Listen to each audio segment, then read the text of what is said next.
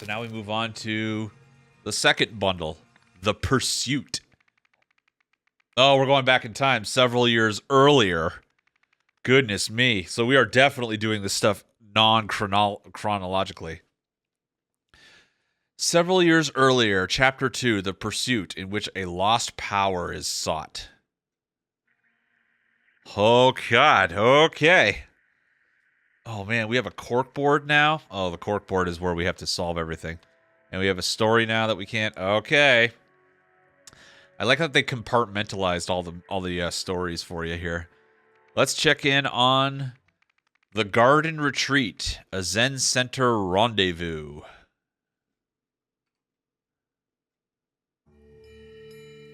Ooh, okay. So we have like a Zen garden here. Tau symbol on the wall, on the gate here. HF on the gate. There appears to be places that we can travel.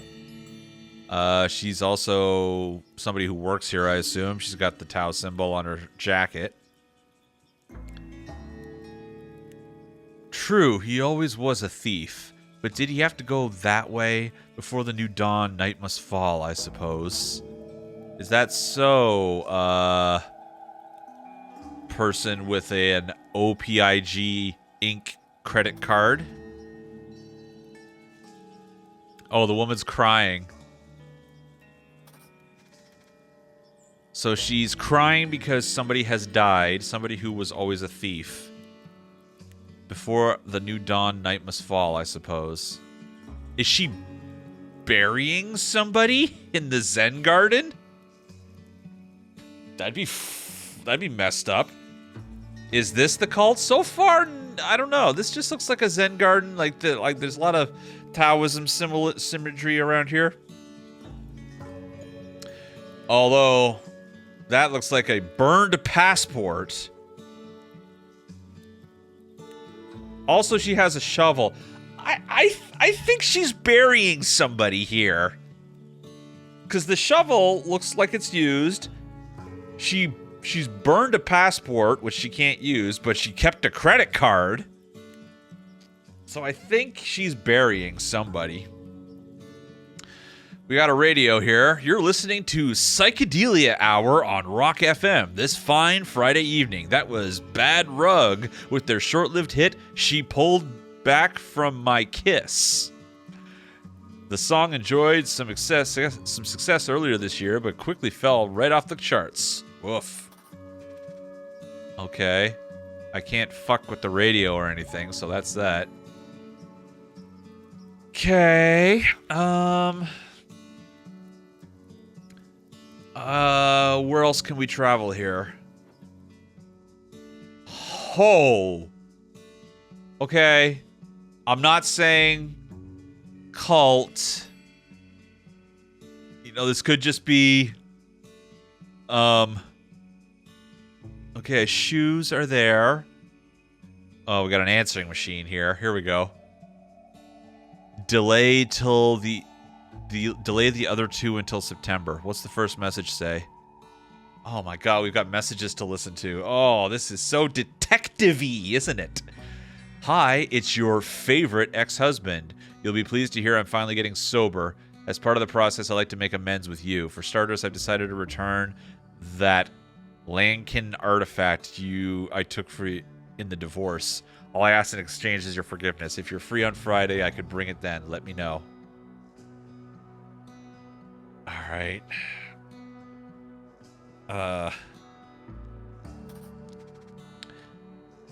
Yeah, the railing's also kind of sus.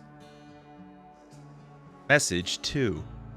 This is the chief auditor from OPIG's finance department. OPIG was the name on the credit card that the lady has. I've been going through your foundation's recent payment history, and frankly, you seem to be robbing us blind. Unless you can explain yourself, you can expect a visit from me on Friday, when I'll have to confiscate your credit card and any assets you bought with it. Fraud! Yep. Had to happen sooner or later.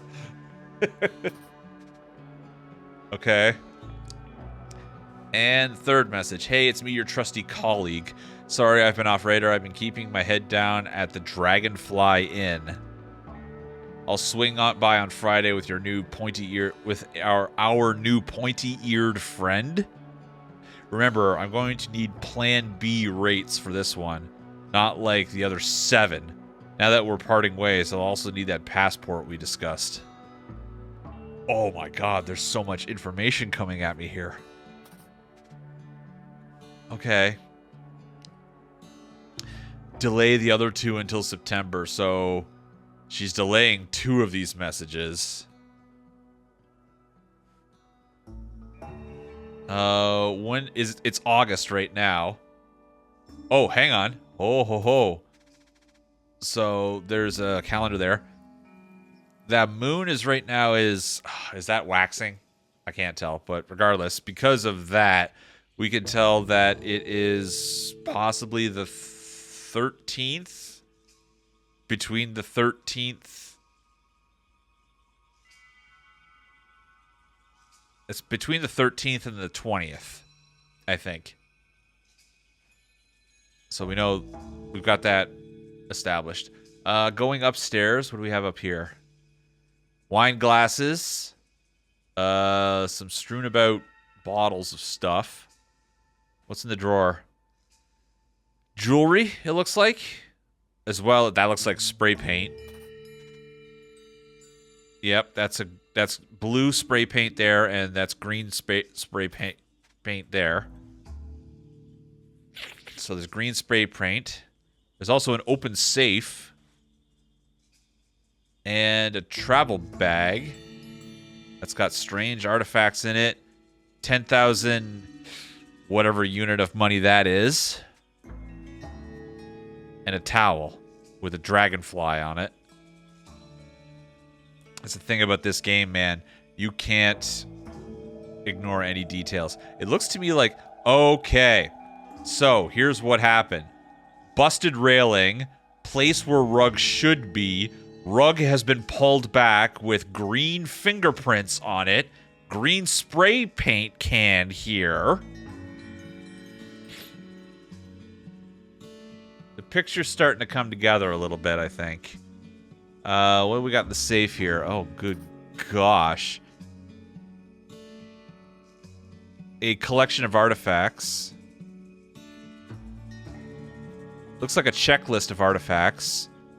So there's 3 of them in here.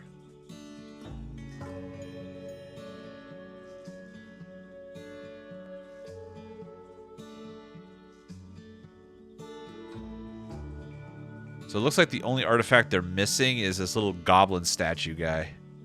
And he looks like he's right here. So, that's fun. The City Gazette. Eccentric Historian Harmonies. Eccentric Historian Harmony Foundation receives millions for undisclosed project. Okay.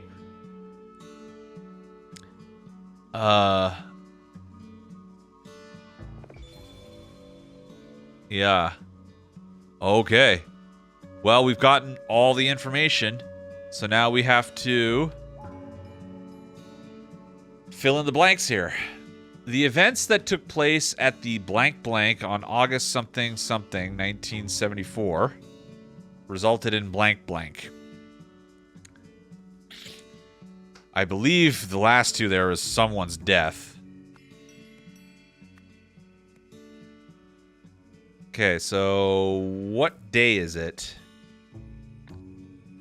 We can tell that probably from the moon. It's probably between the 13th and 19th. So August, I don't know. The events that took place at the something something. This is the Eccentric Historians Harmony Foundation. I'm assuming that's what this is, the Harmony Foundation.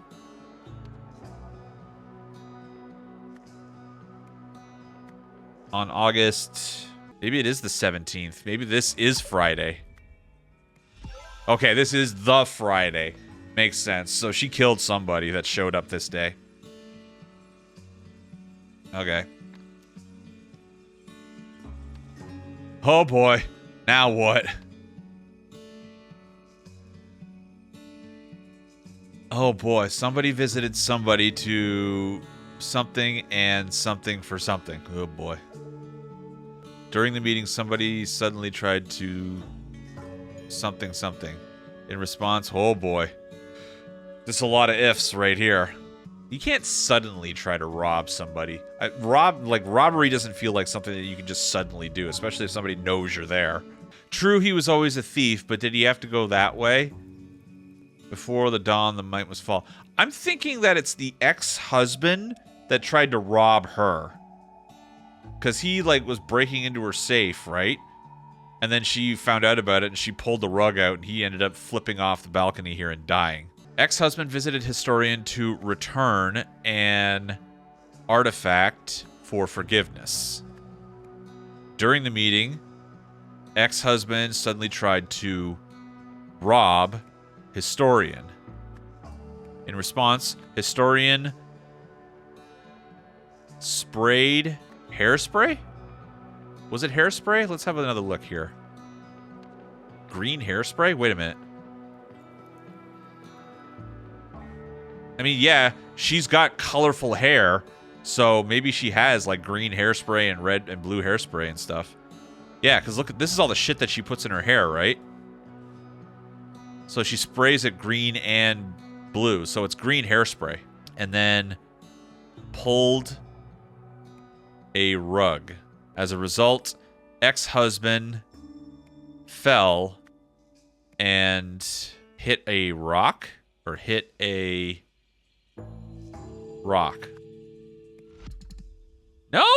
Damn it. Finally getting oh no, wait, finally getting sober. So maybe not ex-husband. Yeah, you're right, because if he's getting sober, he wouldn't be drinking wine. Okay, so maybe you're right. So what if we switched around ex-husband with auditor? Okay, colleague got us closer. Wait, so why was the colleague visiting? Sorry, I've been off radar. I've been keeping my head down. Swing by on Friday with our new pointy-eared friend. Pointy-eared friend. That's the little goblin creature. Okay. I'm going to need Plan B rates for this one. Not like the other 7. It wasn't for forgiveness that he was... It was for money, I think. To return... Not to return. To exchange. There it is. Oh, we got it.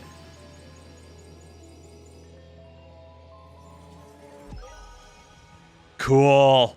Wow. I can't believe that I came so close with the ex-husband. Everything seemed to fit with the ex-husband thing until we discovered the wine glass.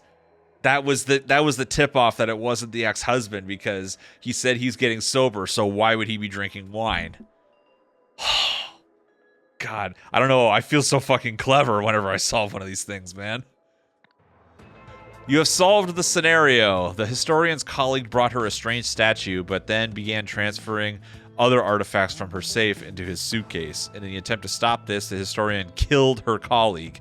To cover up what she had done, she buried the body and burned the fake passport she had provided for him. Crazy.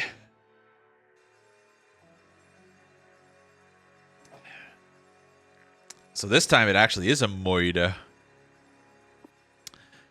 Oh, God. Oh, Lazarus Hearst. Wow. Lazarus Hearst. He was like the center character in the first game. Some claimed he used a mystical artifact, the Golden Idol, to seize power. Nowadays, though, this is just known to be a myth. Okay. The Golden Idol is a fictional artifact said to have derived from the ancient Lemuria. Believers make contradictory claims about the idol's supposed function. One popular theory is that it granted eternal life. However, modern historians agree that the idol never existed, and scientists have shown that such functionality is impossible. But the footnotes here says that granted eternal life, it says at the bottom, no one thinks this anymore. And however, modern historians agree, not this one. Ooh. Okay, so She thinks otherwise. So that's our cork board so far. And we've also got information here. So somebody wanted to, I guess, steal the mythical golden idol of Lazarus Hearst from its owner. I don't know this for sure, but that's what it seems like. In the end, somebody tried to, again, steal the golden idol from somebody, which resulted in their death. I don't know. The only name I have access to right now is Lazarus Hearst. So I think we need to go and solve another murder to get more information here. Let's go to Behind Bars, an alarming incident in Sternwall Prison. Oh, good golly. There's a lot of stuff in here. Oh my god, there's so much stuff. We gotta tear apart this prison, everybody, and find out what's what and who's who. Okay. Let's talk to Mustache Man here first. Not that one, you muppet. Start at the end of the hall. I want these cells turned over methodically. Okay. A pin badge. Okay, he seems to be part of a... Oh, this is a sports pin, I think. Because it says Peel Club. Peel Match was mentioned in the previous chapter. The Peel Match. That's what the construction workers wanted to get to. He's also got a gun. Alright. He's a guard. Yes, sir, Mr. Kendall. Sorry, Mr. Smith told me to begin with number 28, but you're the boss. All right. Mr. Kendall we have right off the bat here. So let's get that locked in. And we know this guy is not Mr. Smith. Him got a gun too. Oh, and he's got a letter. Oh, I think this is his letter to the girlfriend. Dearest Julia, I'm enjoying my new job tremendously. It's so rewarding helping the men better themselves. In particular, I've been helping one inmate nurture his talent for abstract art. One of his early sculptures explored the very fabric of the universe using nothing but paper. Quite the virtuoso, eh? I think I played my part as I was able to find everything he needed at my local crafts shop. More recently, the same inmate explained to me his need to precisely prune one of his sculptures to capture the fragility of the human spirit. What a visionary. Once again, I managed to find the tools he needed in time for a prison, this time in the prison's storage room. This kid is a very, very naive rookie guard, isn't he? Oh, boy. Unfortunately, my superiors do not seem to like that men like him are just seem to see that men like him are just misunderstood, especially our commanding officer, Patrick, who treats them and us terribly. I hope I never become like that, no matter how far up the ranks I eventually climb. So I'm going to assume that this is Patrick Kendall, and this is Percy. Patrick Kendall and Percy somebody. And Julia is the girlfriend. Okay. So we've got two guards here. Let's have a look in some of these cells. Let's start with this cell.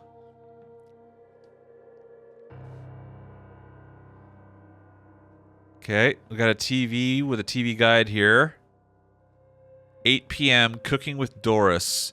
9 p.m. Love, Lost, and a Laundromat. And that appears to be circled. Okay. And we have a hidden stash room full of contraband. Cigars, money, booze, a deck of cards, a pack of marked playing cards. They've got like a pig king on them. Okay. I always love this part of these mysteries. I just love looking at stuff And like, here's some things. You have no idea what they might be, may or may not be related to. Just remember them for later. I love that. I love that part. It's my favorite part of doing like a puzzle solving or even like escape rooms. When Amanda and I do escape rooms, I like just finding stuff that doesn't make sense, and then you have to make sense of it later, you know? All right, cell number 2. The window to cell number 2 is barred up. Okay. The game would not have told us that if it wasn't important. Oh boy, lots of details here. This cell has barred windows. It has some ceramic pots, it looks like. Nope, sorry, a pouch of tobacco. And it also has like this Ouroboros symbol on it. And a mark of 6. And in the secret compartment here, we have sheets and a book written in blue ink. While working in the laundry room, I heard that Kempton is organizing another poker game. Buy-in equals 1 full tobacco pouch. Kempton. All right, that's a name. Find out how he always wins, no matter what he's betting on. Could be used as leverage. So Kempton was possibly cheating. Overheard Sansbury delivering something next door. Could he be bought too? Update, surely it wasn't a hacksaw, was it? It sure has sounded like the past few nights from what I've been able to hear over that blasted soap opera. Okay, so soap opera is probably this. Love, Lust, and a Laundromat. So this room over here received what sounds to guy in this room like a hacksaw. Also, what's in the sheets? Those just sheets. Okay. Polka dot sheets. That. Okay. What's on the board here? Oh, good grief. Okay, we got some names here. Cells 26, 27. We don't know who's in 28. No gambling, no tobacco, no cell decorations without an officer's permission. Henry, it's absurd that the cell numbers run from left to right in some hallways and right to left in others. When you install the new signs above the doors, please pick a direction and stick to it. What a tease that is. Oh, brother. Okay, so start at the end of the hall. I want these cells turned over methodically. So I'm guessing that these are 3 cells here, and there's 2 off screen that we can't see. Can't tell which one is which yet. Let's jump into this cell here and see what we can find. First in the floor. This is Mr. Arts and Crafts right here. Look at all this stuff he's got. An abstract sculpture made of paper. An abstract sculpture made of clay. An abstract sculpture made of wire. Clay. Glue. Pair of scissors. They look like those safety scissors. So this might be the cell of the guy that Percy here was talking about in his letter. I've been helping one of the inmates nurture his talent for abstract art. One of his early sculptures explored the very fabric of the universe using nothing but paper. Really? Oh, good grief. Okay, so awareness, end of the soul, splitting space. I can hear you, naughty, naughty. Okay, check this out, guys. This was something I remember from the first game, and this is something to take note of. We have a book in the middle cell here. Written in blue ink. We have a note in this guy's cell. Written in blue ink, despite the fact that he has a black pencil. All of his stuff is written in black. So I think this note came from middle cell guy.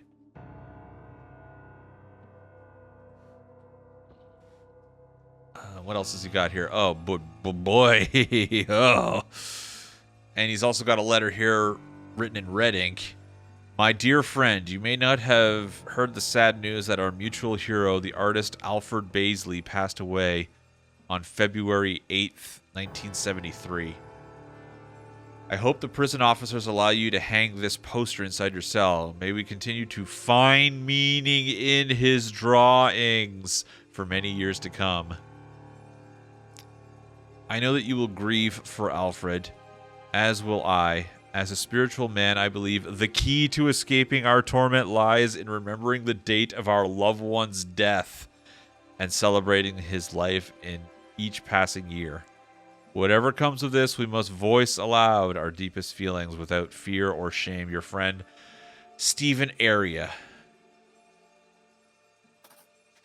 Okay. Lots there. Alright. Is this? Wow. Oh, we got some color theory here. Cartoon fun with Alfred Baisley. There's the saw.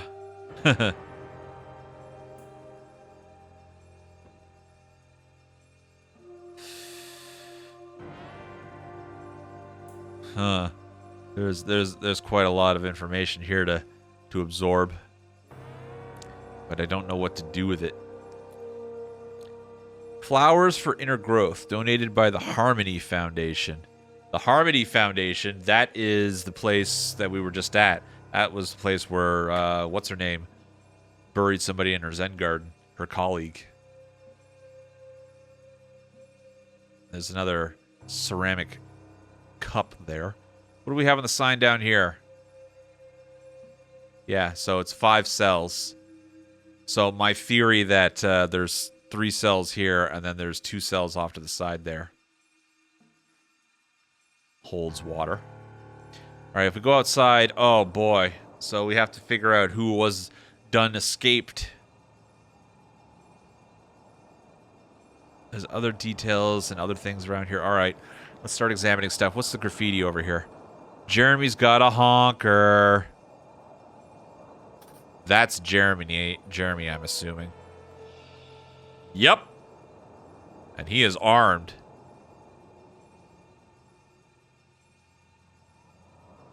Alright, so that's Jeremy. I wonder if that's Jeremy Smith.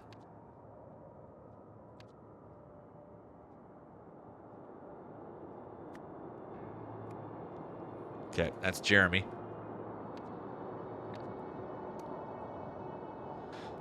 So, the top floor up here appears to be...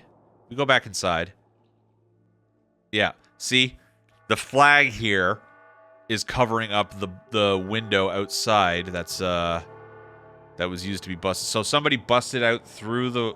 behind the flag. They crawled down the pipe here.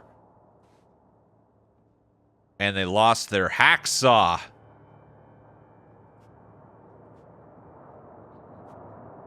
A blunt hacksaw blade. So somebody got a saw and sawed their way through the window here and hid it behind the flag. And then they came over here and I guess they got through the fence. Who be this? Clean cuts these. Just the pliers and some wire cutters should be enough to fix it.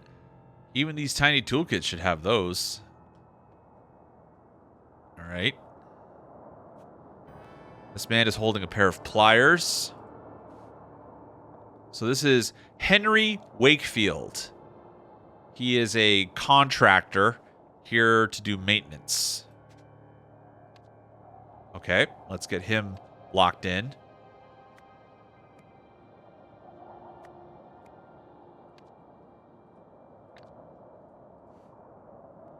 He's also got a spool of wire and a tool set that looks like it's missing a couple tools.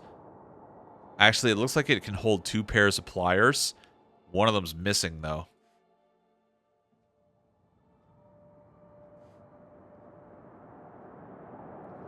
So somebody's got that other pair of pliers somewhere.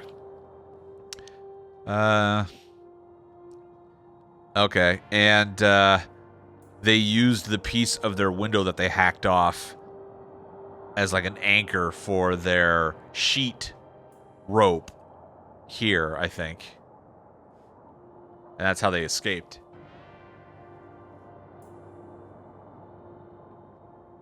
And then drove off. I think there was a car waiting for them. There's also details over here like this bicycle, flowers and everything. Okay. Gotta take it all in. All right, let's talk to our guards here. He's got an assault rifle and a handgun. We've also got a dog. Clovis. Do I have to name the dog? No, I guess not. All right. Clovis, the dog. Then we have our prisoners. Try calling me that without a gun in your hand. Screw. See what happens. So we have prisoner number 1. Rectangle head. Prisoner number 2, Scar. How dare he not inform me of his plans? That idiot's dug his own grave. When I get out, I'll put him 6 feet under. Scar's got a coin, a double-sided coin. He might be our cheater. He might be the guy who wins all of the bets and everything because he's a cheater. Next, Mr. Redhead. Big girl's blouse. Looks like you've got a new nickname, eh, neighbor? Okay, so the guard is clearly talking to Rectangle Head here. And he's calling him, you big girl's blouse. Okay, who's our 4th guy here? Old man. Just 1 more year and that'll be me, free as a bird. The torment is nearly over. And he's got a note that says, I trust this will help you forget whatever you think you heard. As an extra insurance, I have a small request. I need you to get me something from your work. We can discuss it in the next exercise hour. Oh boy. What's inside the... Oh, good grief. This looks like the warden's office or something. Hoo boy. And we just got a list of all of the prisoners and what they're in for, so then we have to match all that up. And we have appeals there. We have Jason for racketeering, Robert for murder, Jimmy kidnapping, Arthur's in for murder, Daniel's in for homicide. Alright, there's a Daniel. There's always a Daniel. Clearly, I can't trust any of you 2 idiots to guard the whole block yourselves after 9 p.m. From today, November 15th, you will all be working the graveyard shift every night. And get your bloody ears tested. How you didn't hear anything is beyond me. Tear off a raffle number for your chance to win tickets. There are no raffle numbers left. Okay, well, we have now seen every piece of information that this scene has to offer. Now we have to put the pieces together. This is where things get tough. So first thing we have to decide is who is in what cell. I think it's safe to assume that the person that escaped is in the far cell. Okay, so let's maybe get some names going on here, because I think I saw in the warden's office there that there are some names that we can throw to people. So Scar here is Jason. Robert is that guy. And Daniel is the guy that's getting berated by the guard. I'm guessing the old man is Jimmy, because Arthur is in for life. And Jimmy here was saying that he's going to get out soon. 1 more year and that'll be it for me. Free as a bird. Torment is nearly over. So yeah, I'm guessing this is the guy that's in for kidnapping, because he has a chance of getting out. So that's Jimmy. So Arthur, our mysterious escapee, is Arthur. I'm going to assume that Jeremy's last name is Smith, because based off of what Percy said here, this guy is Mr. Kendall. Mr. Smith told me to begin at number 28, but you're the boss. Wait a sec. Oh, okay. That's another clue. But first, let's act on my theory here that Smith is Jeremy. Mustache guy here says, no, not that one, you Muppet. Start at the end of the hall. I want these cells turned over methodically. Yes, sir, Mr. Kendall. Sorry, Mr. Smith told me to begin at number 28, but you're the boss. So this room here with the TV, that's room 28. We can start piecing together some of the events here, I think, just from context. Whomever it was in the cell who was in prison for murder, we know that, got out of his cell through a window using a saw blade he got from somebody. He entered the yard via a drain pipe and breached the fence using wire cutters he got from somebody else. Oh, I think I know who he got the wire cutters from. Jimmy here. I trust you will help you to forget whatever you think you heard. And as an extra insurance, I have a small request. I need you to get me something from your work. I think it's Jimmy. So Jimmy goes there. Finally, he climbed over the wall by attaching sheets, which he got from somebody something, to the bars he got from his window. So I got a lot of the what happened. I just don't have any of the who did what yet, but I will. While working in the laundry room, I heard that Kempton is organizing another poker game. Buy-in is one full tobacco pouch. To do, find out how he always wins, no matter what he's betting on. Could be useful as leverage. So, Kempton is the one with the two-sided coin. That's this guy here. So, where's my names? Kempton. Jason Kempton. All right, now I think I should be able to figure out who's where. Kempton looks to me like he was in 28. So Kempton was here. He's the soap opera guy. That probably explains why he has all this contraband, because he wins all the time. Open the prison offers you hang this poster inside your cell. May we continue to find the meaning in his drawings for many years to come.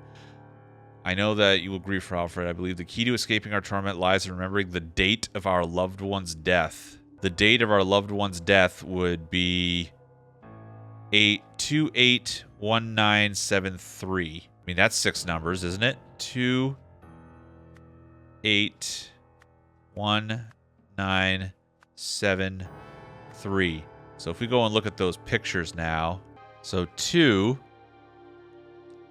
would be the box or inside. Could be described as inside flower book. There is a flower book in his cell, right? Flowers for inner growth. There's the flower book. And it does look like it's been ripped apart here. Inside flower book, spine. Inside flower book, spine equals saw. Yeah. Yeah. All right, so he got the saw from the book. So it wasn't the tool that was being delivered to him. It was the book. Oh, wait. Ootley. This guy's Ootley. Oh, man, it was staring me right in the face. How did I not see that? Daniel Ootley. Okay. Now, maybe that might give us a lead on how these cells are laid out. Big Gross Plus. Looks like you've got a new nickname. A neighbor. So, this guy is next to this guy. So, with that information, we know that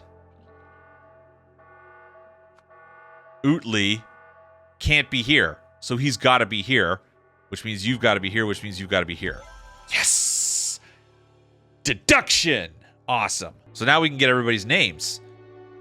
Because this is 26, 20...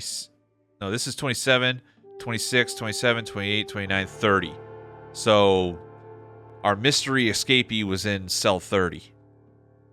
So our mystery escaper is named Arthur Blythe.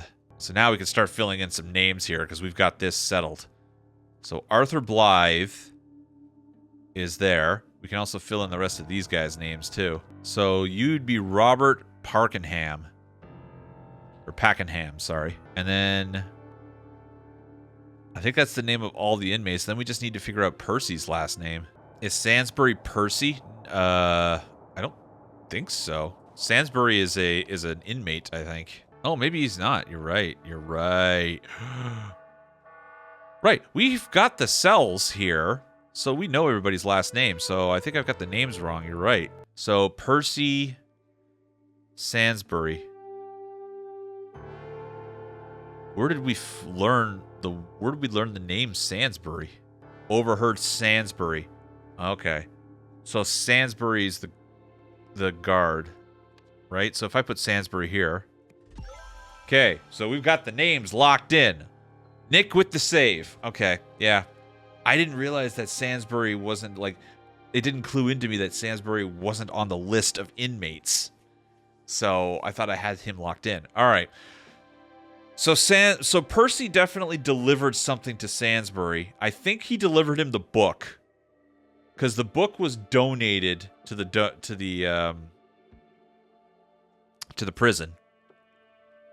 So Percy Sansbury donated the book that had the wire cutters in it. Or sorry.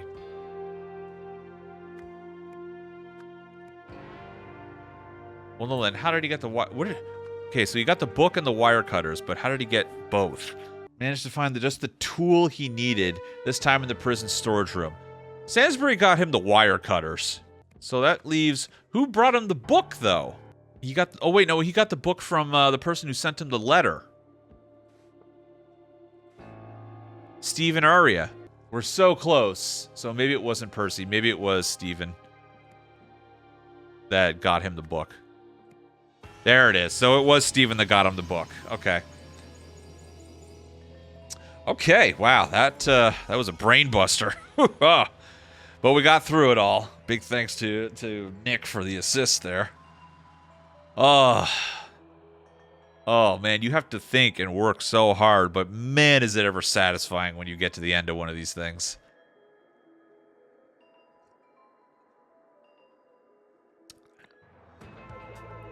You've solved the scenario. Arthur Blythe received a hacksaw blade from someone outside the prison named Stephen Ara. He used the noise from his fellow inmates' television to cover the sound of him sawing through the window of his bars at night when the guards were understaffed. Yikes. Yikes. Oh my goodness. Whew, okay. So this leads us to a newspaper article.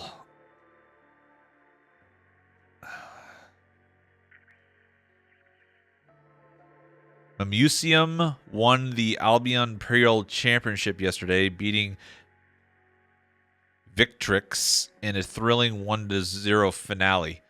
Victrix was on the board of the guard captain there. Also, killer on the loose. Police are hunting a murderer who escaped Sternwell prison yesterday, Arthur Blythe, who formerly worked at the Museum of Lemurian History. Oh, that's come up before. He was serving a life sentence for fatally stabbing a colleague who had caught him stealing artifacts, which he later sold at various locations. November 16th, 1973. I'll bet you Lazarus Hearst is back. It would not surprise me at all if he's back, because he came back, in a sense, in the first game. It wouldn't surprise me at all if he's back again. So somebody arranged Arthur Blythe's prison escape because he knew the function of the golden idol. So let's get in and find another one. This one is called Blockbuster Release, an immersive experience at the drive-in. Ooh, going to the theater.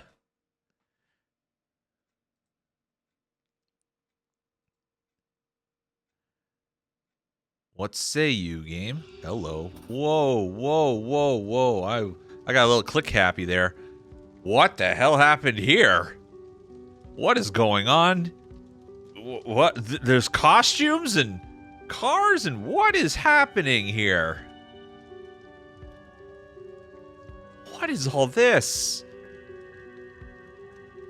Okay. So what does lady number one here say? I didn't know that would happen. Who the hell wears something that dangerous? Besides, you said you wouldn't see it, but now we have. I win. Okay. Is this some sort of like sci-fi thing or something? Something that's ticketed. She has ticket number 22. Miss Chen. Hope the costume fits and it got to you on time. So jealous that you and Mr. Lionel get to see it at the Neptune. I'll have to stick to a boring normal cinema. P.S. I'm with Mr. Lionel on this one. No way Bert's going out like that. Who? What? What? Alright. So we have a name for our lady here. Chen. And we have our dude here in a very bad wig. What the hell? It was just a dumb bet. You didn't have to go that far. Okay, so he's got ticket number 21. So the two of them are here together. Oh boy. The blank between Mike and Jenny. Tonight we will see blank blank his blank. Winner is Michael or Jenny. That doesn't count. You still lose. Oh, it's like a note passed back and forth. So, Jenny, I assume, is our girl's name here.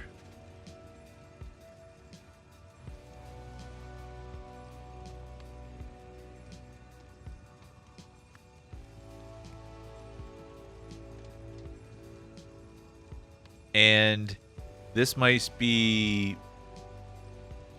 Lendl. Mr. Lendl. Maybe Mike Lendl?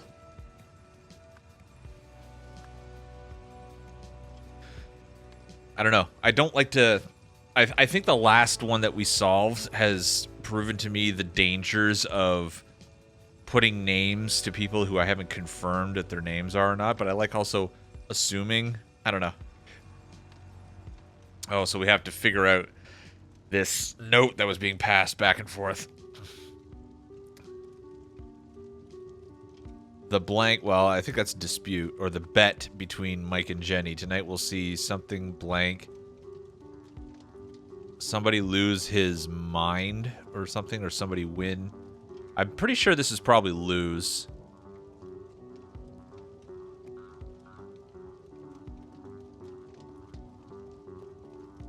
Michael's been scratched out in blue ink. Jenny's been scratched out in black ink. The color of inks is always very important. All right, we don't have enough data. Let's keep looking around here. What's this? Fuse box, looks like. Fuse box that has been serviced for the last couple of years by A. Lemons.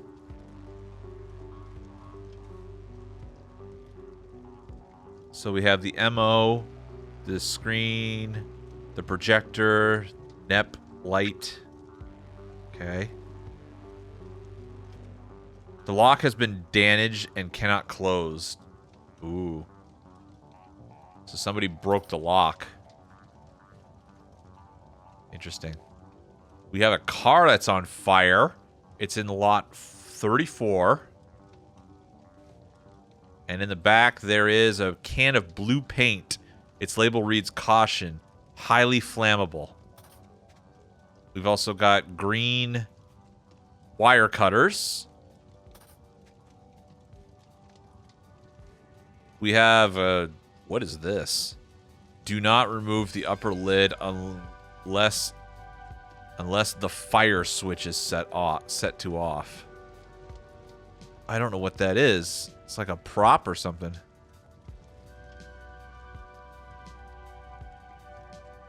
Huh. Some kind of wacky sci-fi nonsense going on here. Yeah. This guy appears to be dressed as the same character as this guy. It's Champ, actually. I'm starting to regret getting involved. You barely even covered the cost of my Transom costume. So Transom is this character. This person over here is also dressed as the same character here.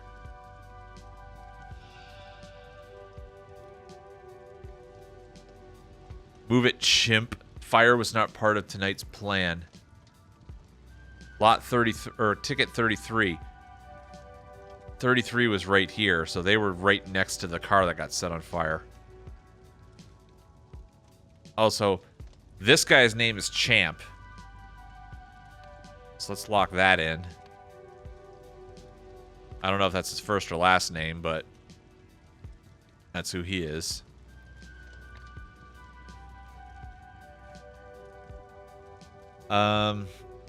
So 33 and 33. So they were in the same lot, same car together. Alien person here has a duffel bag containing a note detailing a plan. Ugh. And we need to figure out what the plan was. Disguise my identity. Need a, I'm assuming that's costume. Get in and out of the drive-thru. Bring enough. Don't know. Get the staff out of the way with a distraction. Pack something. They'll search other people's bags, so I'll hide my spoils in plain sight. Bring something. Okay. I don't know what the plan was.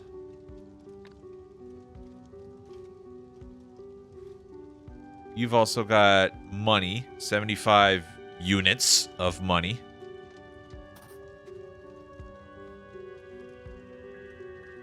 Transom is the name of the character in the show, I'm assuming. What about these two? So this person here is dressed as the same costume as this person here. Oh, wait. I think this is supposed to be like the hat. Maybe this guy was wearing the hat and it blew off his head or something. Yeah, it looks like it does. So these guys were in lot 43, which is where the burning car is. Yeah. So I told you it was irresponsible, but no one listens to old Beck Mason. So we have a name for her.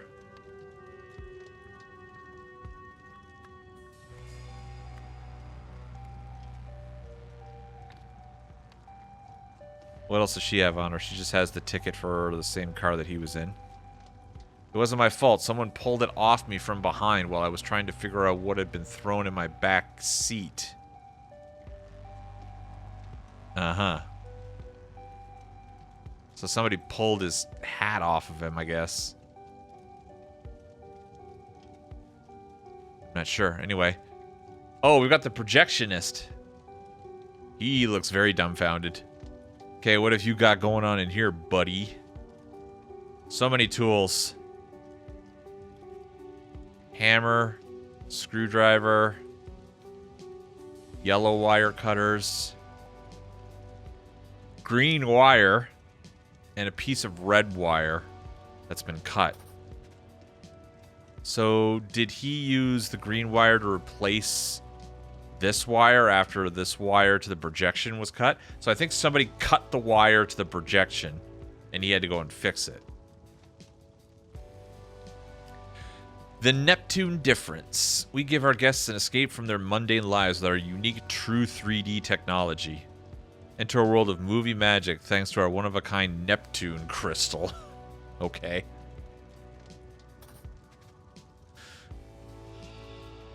Miss Cunningham's gonna fire me if I can't get this fixed. Okay. So this is just an inept little dude. New projection troubleshooting guidelines. Check projector power supply. Confirm all internal parts are correctly mounted. If image is too small, check the lens. If it's not showing, check the light. If it's distorted, check the crystal. Pro Screen recommends against stopping projector once film has started. Got it. I'd say the crystal might be messed up. Who knows? So we've got a lamp, a projector lens, and a blue crystal. Is the crystal wrong? According to this, the crystal should be red. Interesting. We didn't talk to all of these guys. Wow, they have a lot of popcorn. I hope we survive for an actual screening. I heard a transom and a Marini arguing over what would happen to Bertrude in this one, and now I really want to see it. These are characters. My god, Laura. We can't get out. What do we do if the car explodes? So we have a Laura here.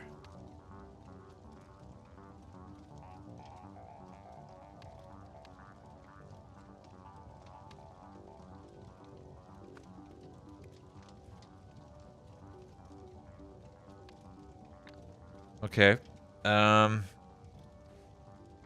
They've got tickets for row 25.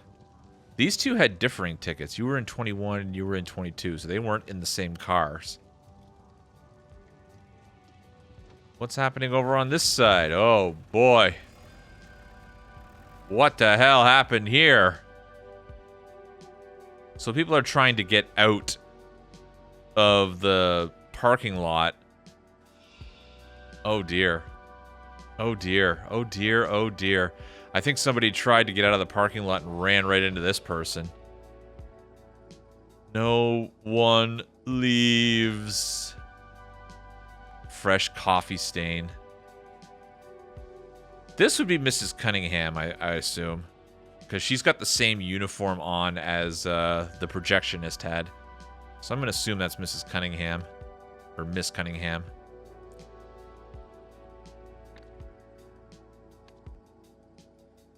Okay, and then we have the poster. The new summer blockbuster flies into theaters May 1st. Space Storm. So it's got the male lead, the female lead, the big robot, and the little green alien. Porbo joins the fight against the evil captain. Porbo, huh? Okay. So Porbo, I assume, is the name of either the little green monster or the big robot. What do we have inside? Here's the popcorn machine. Here's the race. Oh, okay. There's the spilled coffee that was on Cunningham's shirt. Sarah, who stole what? Are you there? So Sarah, I believe, is the name of Miss Cunningham.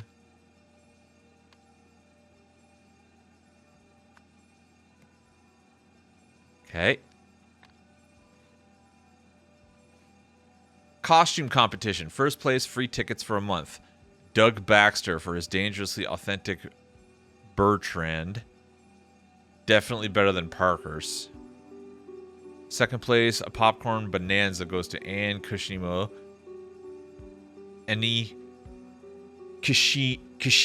Kishimoto. My God. Wow, do I ever suck at pronouncing names and long words.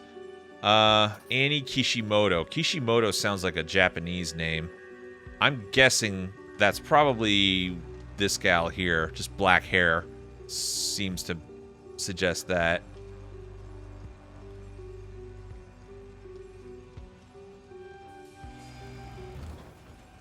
Then again, it could be a wig. And then third place, Martini figure. Goes to Tom Powers. Super scary, sharp teeth. Martini figure. That's the Martini figure right there. So the female character's name is Martini. Okay. We got a rotary phone here.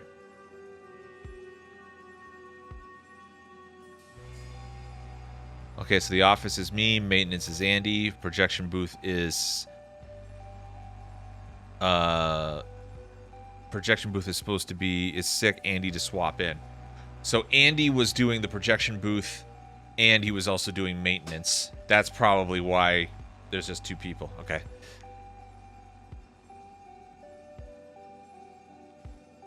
Miss Cunningham.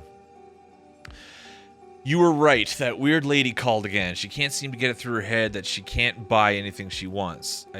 She sent her goon to make an offer in person, but I saw him to the exit, just like you said. I told him never to come back. And no amount of money could buy what makes this place so special, but he didn't seem to listen. I think somebody stole the crystal and swapped it out with, like, a fake or something.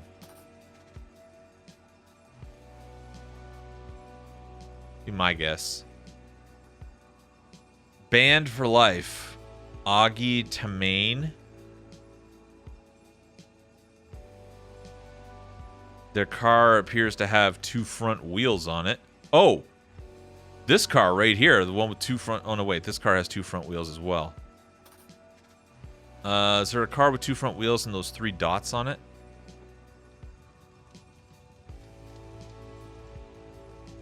I don't see it.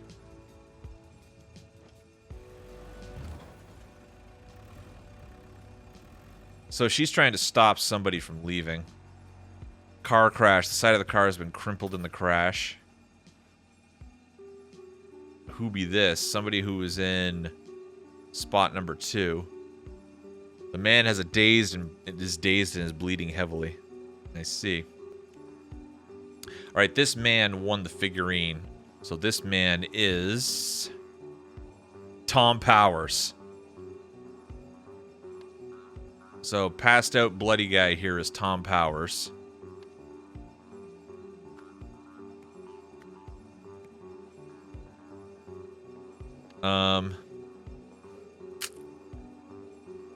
Popcorn Bonanza goes to Annie Kishimoto. Okay, it's absolutely the pirate girl here because we know this is Laura. So this has to be Annie because they have all the popcorn. So this is Annie Kishimoto. Okay. Let's go back and look at that. We're getting some hard facts off of this costume winning list here. First place, free tickets for a month.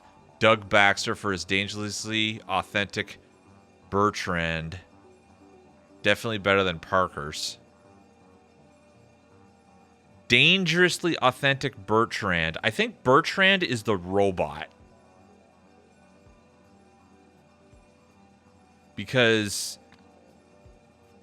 it's one of the... Okay, the screen is distorted and garbled. Fair enough. Good to know. But I think this guy had the authentic... The dangerously authentic one because it has like a warning label on it. And I think Laura Parker also has one, but she's got like a crappy one on. So this is Laura Parker. As soon as I can find her name. Oh, you can sort these. Perfect. Yeah, Laura Parker is there. So, Doug Baxter is the guy that had his head blown off. That's this guy here.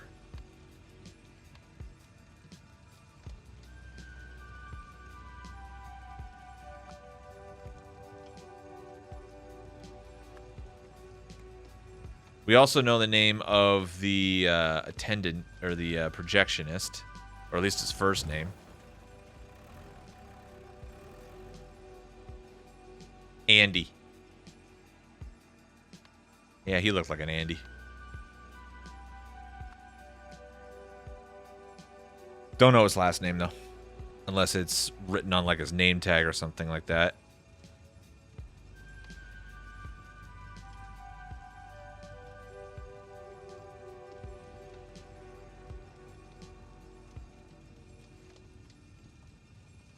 Yeah, I think he was also the one that fixed up. Okay.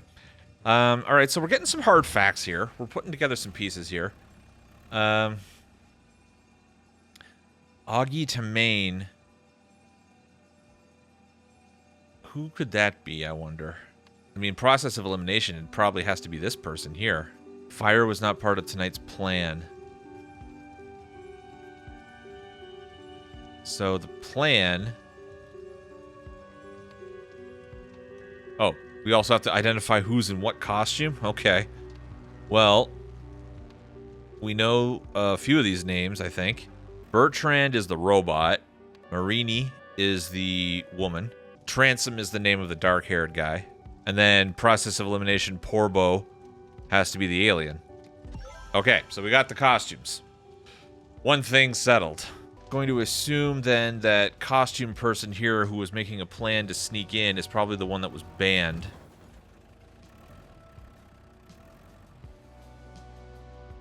So, Augie Tamain.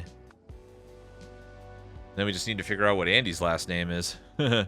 Okay, so the image is distorted and garbled on the screen here. If the image is distorted, check the crystal. So the crystal is blue. I think it should be red. Somebody might have stolen the crystal and swapped it out for a fake. I'm guessing Cunningham, Sarah Cunningham, owner of the Neptune Theater Cinema, had been using a Neptune crystal, or sorry, a red crystal to enhance the projector. A fire sent Andy, somebody, to fix it, but he was something from the something. No, wait, no. I've got this wrong. Sarah Cunningham, owner of the Neptune Cinema, had been using a red crystal to enhance the projector. A weird lady sent. Who was the person who was banned? Augie Tamain to buy it, I believe, but he was banned from the cinema. So instead, Augie Tamain arrived in costume and stole the crystal, disguising it as a tooth. He's got one weird-looking tooth, and there's blue paint coming off of it. Oh, please let me be right about that.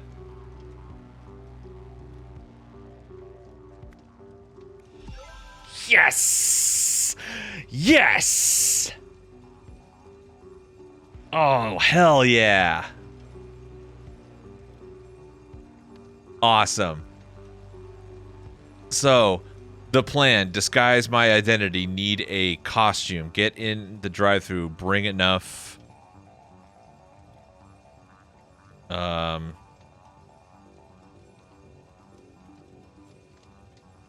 bring enough paint.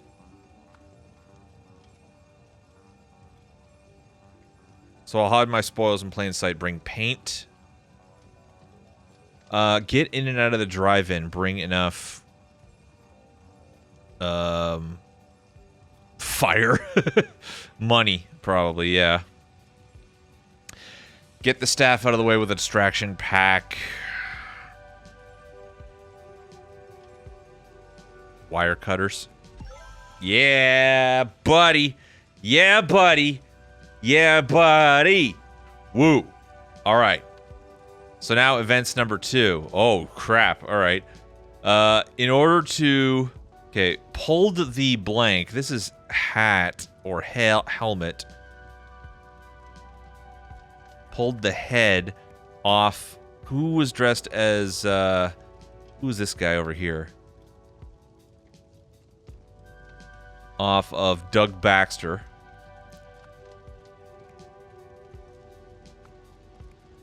Doug Baxter's... head off of Doug Baxter's costume. This started a fire. So patrons tried to escape. They tried to seek a way out. Hearing the commotion, somebody looked out, saw the blank, and realized that somebody must have cut the... Oh, hearing the commotion, Sarah Cunningham looked out, saw the fire, Or no, saw the projector and realized that somebody must have stole the crystal. She then caused a car crash while attempting to block the exit. Okay, so in order to win a bet, who is this girl? Jenny Chen. Oh, I'm so close. Oh, I hate it when this happens. I hate it when I'm so close and I'm off by one thing. I bet you it's a name that I've gotten wrong somewhere. Oh, no, wait. Sarah looked out. She didn't see the projector. She saw the screen. Yeah, buddy.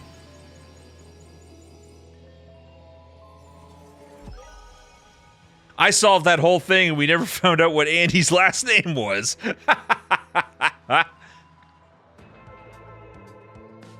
After being banned from the Neptune cinema, Augie Tamay needed a way to steal the crystal his employer wanted. Disguised in his costume, he paid a local to drive him in. Augie cut the power to the projection booth. As a distraction, he swapped the crystal for one of the teeth of his costume. To conceal it in the case, he was searched. However, the unexpected fire caused chaos, disrupting the easy escape.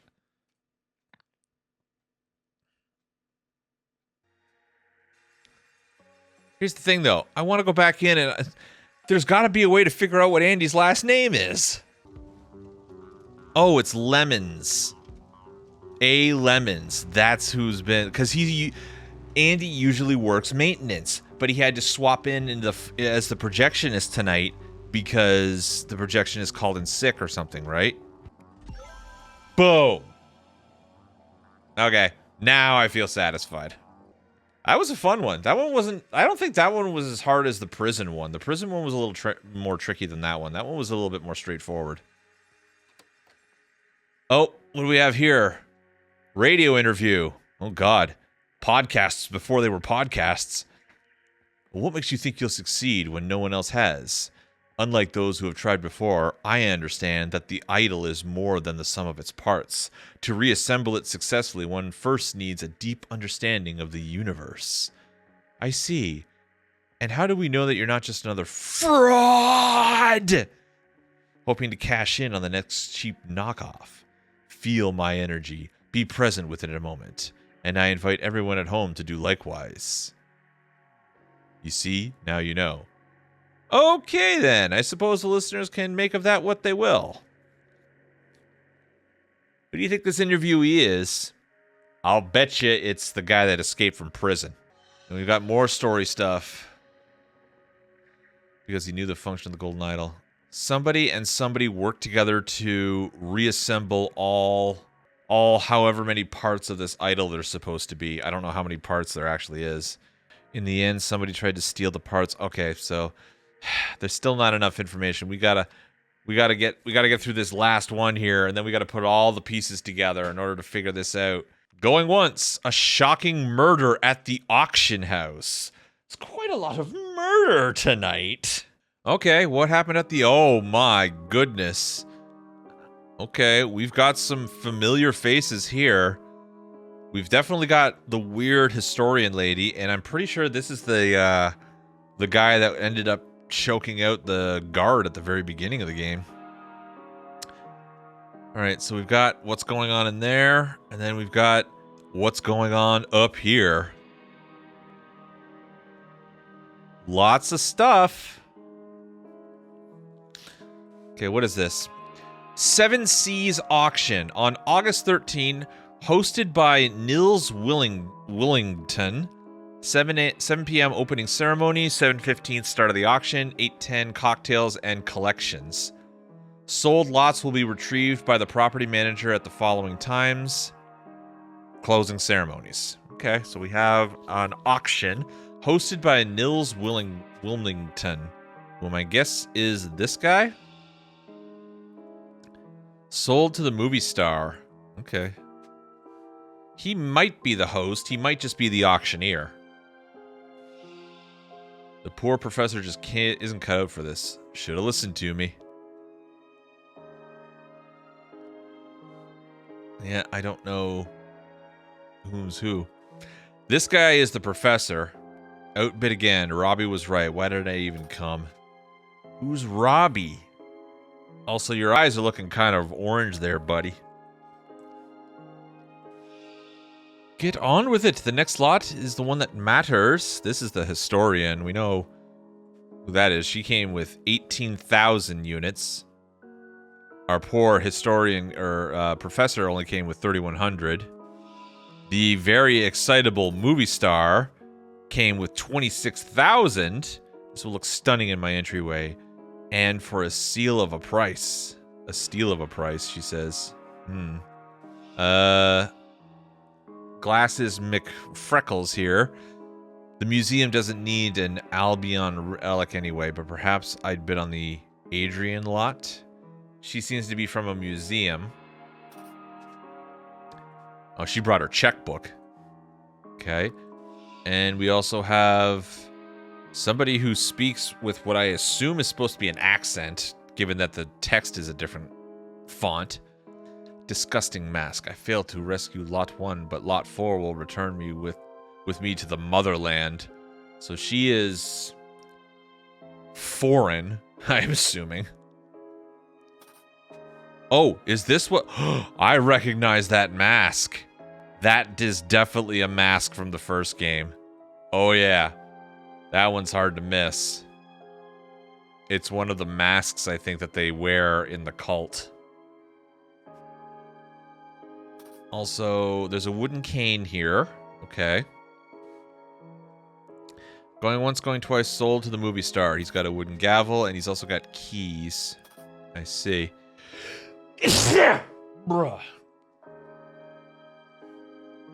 I'm allergic to keys, apparently.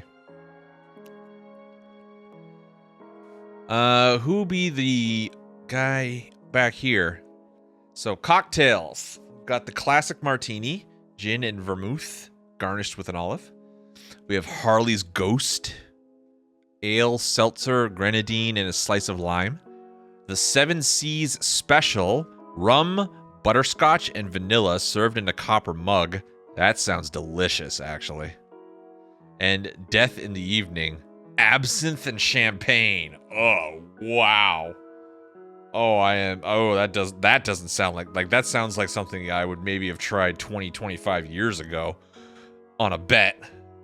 But not anymore. I'll take the butterscotch vanilla rum one, thank you. Ugh. Also, he's got a note for Robbie Froberg's first day. Serve with a smile. Please refrain from selling any drinks to Mr. Bogart while he's on the job. Okay, so Robbie Froberg. I guess he's the bartender. Okay. So I'm assuming that's Robbie Froberg is the bartender. And... oh no, we have clocks here. Oh, we have different times. So we have 7:45, which is like in the middle of the auction, right? Yeah, 7:45 is in the middle of the auction. And then we also have like 8:40, which is as Lot 2 is being sold. Oh boy, the lights go out then. I think everybody got sloshed. And do the times change upstairs? They sure do! Oh! Okay, we gonna come back to that. Wow. Okay, I forgot. There's always a murder in every one of these scenes. So, foreign lady. How much money did you bring? 20,000. You've also got a ticket to Lemuria. Lemuria, I think, is like the the place where a lot of this stuff came from. It might be where the golden idol's actually from. Okay. 8/13/1974 at 11:30. Yep, August 13th. So she's basically here to get the item and then leave. Okay. We've also got the bar here, which has the drinks. So based off of what our bartender... Also, one thing that I meant to do here, on his first day list, please refrain from selling any drinks to Mr. Bogart while he's on the job. I'm guessing Mr. Bogart is either the auctioneer or more likely the security guy. I wonder if I can get Miss Knightley's autograph. So Miss Knightley, I assume, is the movie star.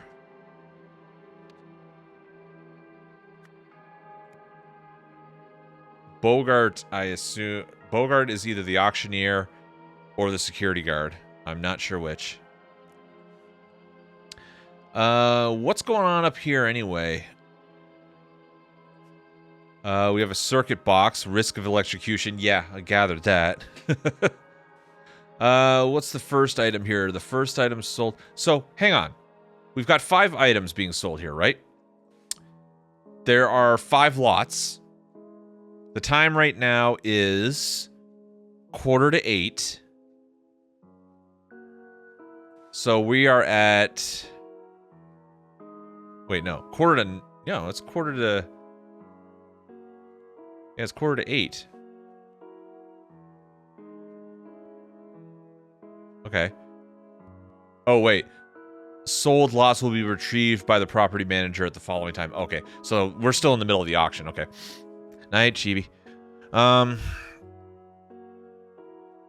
So we're on lot number 3 right here that the movie star just won, which is this creepy mask. So lot 1 is sold. It looks like could be a book, maybe. I'm not sure. Lot number 2 is some freaky looking chicken thing. Lot number 3 is downstairs during the auction. Lot number 4 I recognize as the little creature from the historian's house. And lot number 5 just looks like a messed up vase or something. Okay. Okay, so security guy here, he's got a set of keys as well. A gold, silver, and red one, it looks like. Okay. Well, I think that's all the information that we can glean from this side. So we go ahead just over an hour, and downstairs there's partying going on, and upstairs somebody is being very electrocuted. Wow.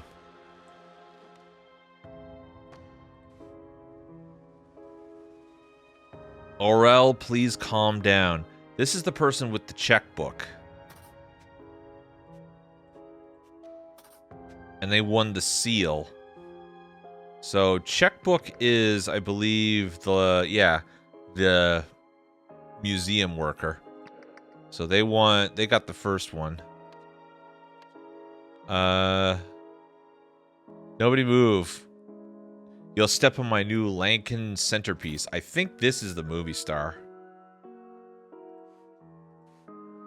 The lights went out. Who's touching me?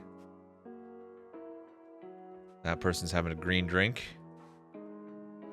The lights are finicky. Nothing to worry about. Are you gonna buy me another drink, Tessa? To my biggest fan, Irwin. Stay sharp. Summer. Summer Knightley, I think, is the movie star. I think this is the security guard right here. Yeah. So I'm guessing Irwin is the security guard. Summer Knightley is the movie star. He's having the butterscotch vanilla drink. He's having his third butterscotch vanilla drink. Okay. Now is not the time, Momati. We all need to leave immediately. And you can tell who's who by how much money they have. What about my statue? Stop pushing me. It's only the power outage. And upstairs, holy crap. What are you? Ah! Oh, he's got keys. Well, I think this is the guy being electrocuted, I think, is the auctioneer. Yep, he's got the same set of keys, plus he also has a tally list of who bought what.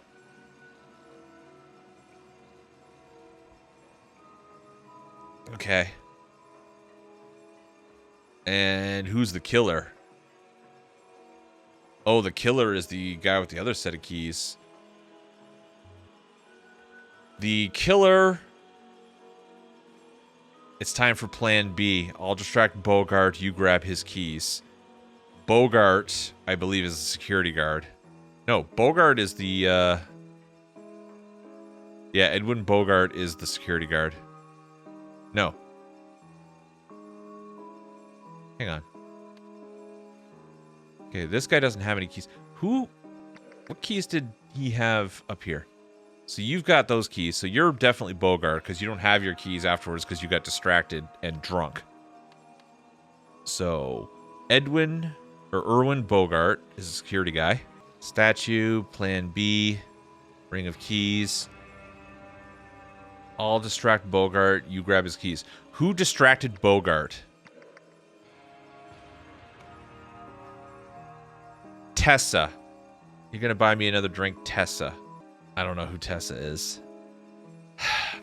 We need to... I've been trying to put this off, but we need to dig into doing some math on who paid for what to decide who's got what. Also, what lots are what. Lot number 1 is an idol, or is a seal. Lot number 2 is a statue. Lot number 3 is a mask. Lot number 4... Creature. Oh, it's a creature. Got it. And a mask. Right. So lot number 2 is the creature. The last lot is this thing here. The totem. Okay, so we know what all the items are. Where they come from and who bought them, though. Okay, we got to start digging into some information here and doing some deducing. Lot number 1 is bought by A4 for 6,500. And they also bought lot number 5 for 8,200. So that's what? 14,700? So 14,700 wasn't him. Could be her. I don't think it was the movie star because the movie star bought lot number 3. So let's start with that. We know that lot number 3 and 2 were both bought by Summer. Summer Knightley? Yeah, Summer Knightley.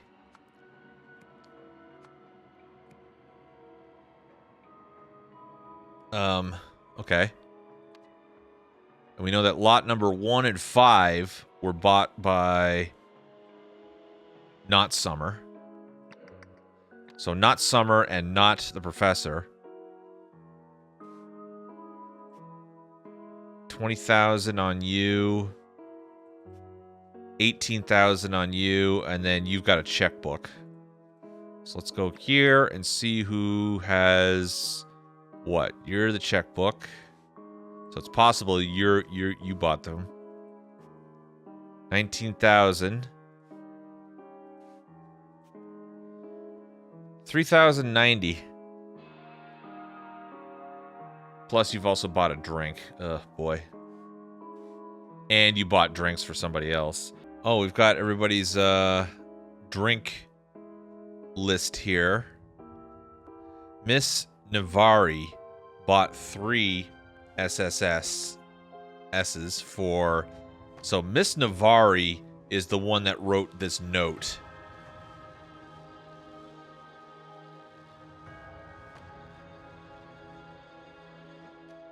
So Miss Navari bought 3 of those SSS drinks. So that's $90. So who has money left over that ends in 10? You do. This is Miss Navari. Who in here had 18,000? You did. This is Tessa Navari. She didn't win anything at the auction, but she did buy the drinks. So the historian is Tessa Navari. I'll bet you the bartender is the one that's probably doing is probably the killer. Although he's not on the... Oh, yes, he is. Robbie Froberg. 3,090. I think this is the professor. Yeah, Dr. Toussaint had a death in Eve. So your name is definitely Toussaint. And I think you become the strangler later on. But now the question becomes, who bought the rest of the auction stuff? M5 paid $19,000. That's got to be the woman with the checkbook. Because nobody else brought that much money. And still has it left over. Like, it's definitely not the professor. He did not come with that much money. It's definitely not the movie star, because we've already ruled that she bought something out. The other 2 lots. It's not Tessa, the historian, because she doesn't have that much money. So it's either our foreign lady here or the lady with the checkbook. And the foreign lady here, I think, didn't win anything. So M5, lot number 4 has to have been bought by the museum woman with who brought her checkbook, but I don't know what her name is. Ah, the person with the checkbook has lot number 1. So the person with the checkbook actually is paid for lot 1 and lot 5. So that makes me wonder who is M5, because the museum person is A4. Checkbook person is A4. Oh, we didn't check what was in the safe here. 6,500 thalers is apparently the name. Okay, so checkbook lady is Winston. She paid $6,500, 6,500 thalers. So yeah, she definitely bought A4 because she paid for it. She didn't get around to paying for 5 yet because that hasn't happened yet. Because we're still in the middle of people paying for stuff.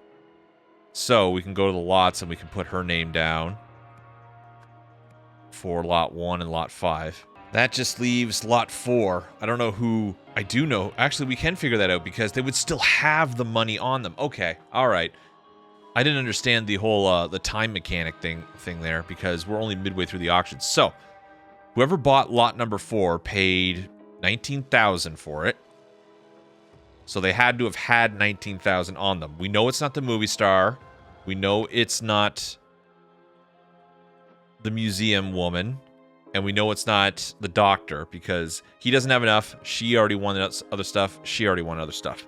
So it's either foreign lady or Thessa. And it can't be her because she doesn't have $19,000 on her. Then again, she might have bid $19,000 but not paid for it.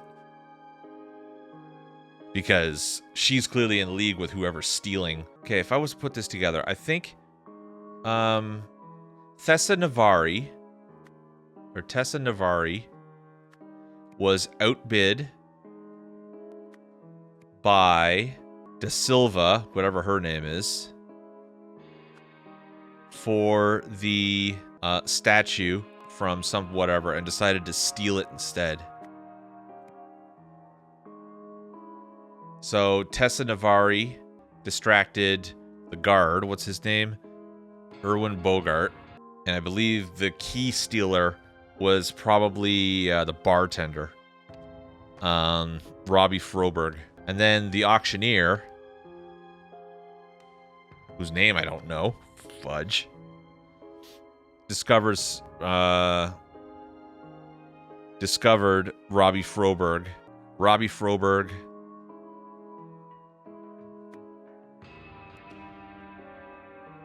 pushed auctioneer into a circuit box with a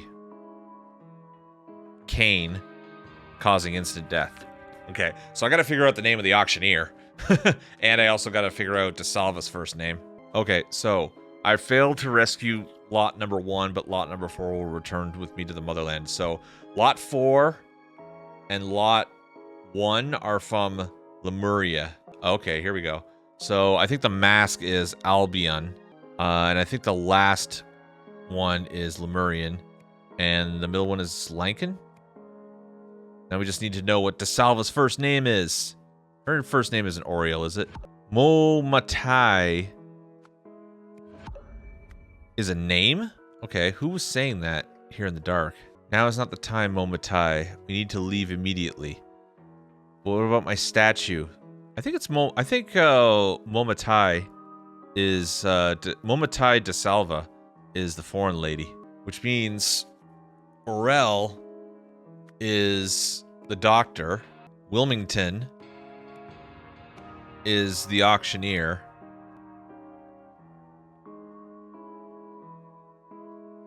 Nils Wilmington? Yes! Those were the only 2 names that weren't claimed. So now that I've got everybody's names, we can probably settle this. So, Momatai DeSalva. Okay, so I got something wrong here. There we go. Yeah, I brooded it. I don't mind brooding that. So the creature was Lankan. So this is definitely Summer. The party girl right here is definitely Summer. That makes sense. So that's Summer. This is the museum lady. This is the doctor. This is the security guard. So this is the foreign lady. And then this is the historian. And then upstairs, we've got the bartender electrocuting the auctioneer. So I think I've got this more or less solved. So let's see if I can figure this out.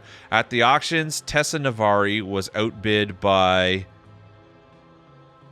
Momati DeSalva for the statue from the statue was from Lemuria.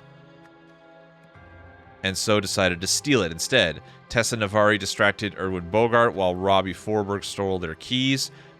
The auctioneer guy, whose name I now know, which is Nils Wilmington.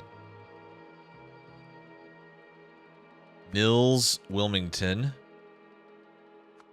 discovered Robbie Forberg stealing the statue upstairs, and a fight ensued. Robbie Forberg pushed Wills Millington into a circuit box with a cane. Yes! Oh! Ooh, it feels good. Ooh, yeah. Oh, you love to see it. You love to see it. Tessa Navari hoped to buy the Lemurian statue at auction, but had a backup plan in case the price climbed too high.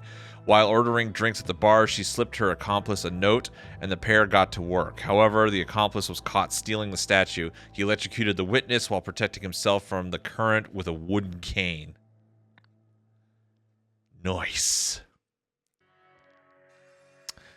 Oh, that leads us to a phone call between somebody who has... Oh, this is the guy that escaped from the prison. Turns out we won't be needing you after all, Mr. Froberg. Sorry for the short notice. Mr. Froberg. Why have I heard that name before? Also, he's got Tranquix. Not to worry. If anything else opens up, you know how to reach me. And please, call me Robbie. Robbie Froberg.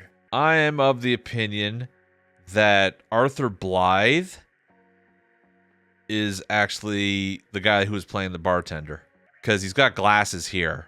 And the only other person in here that has glasses is the professor. But I think, just based on the shape of his head here, I think that's Arthur Blythe. Okay, well, we know the name of the historian now. It's Tessa Navari. Oh, boy. I got to think hard about this one. This is a lot of me just sitting here and thinking. I was afraid this would happen when I started streaming this, because now you guys are probably falling asleep just watching me stare at the screen and think. Arthur received a saw blade in the spine of a book that was donated from the Harmony Foundation, and that is Tessa's foundation.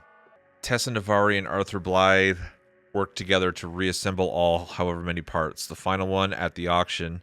Oh, I understand now what this telephone call is. Robbie Froberg, look how he's dressed. He's dressed like a waiter.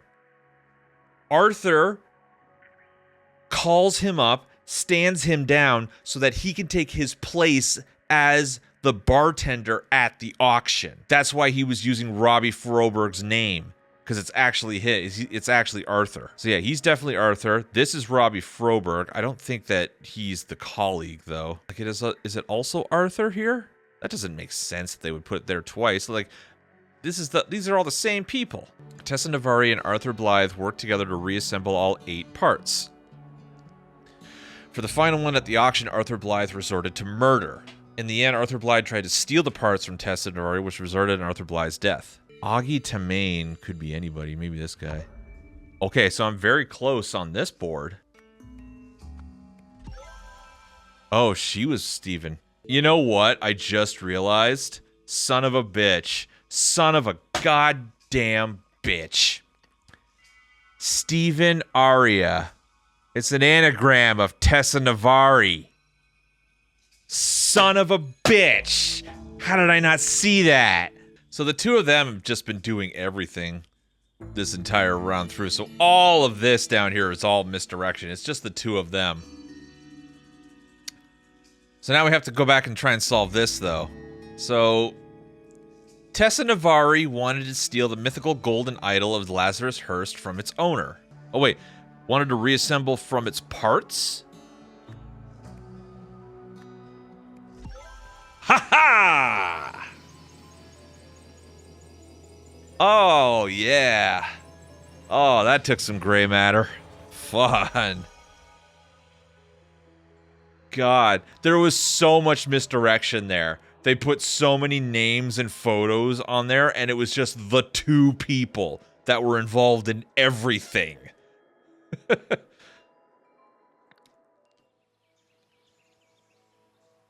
Oh boy, and now she's got the hippies joining in.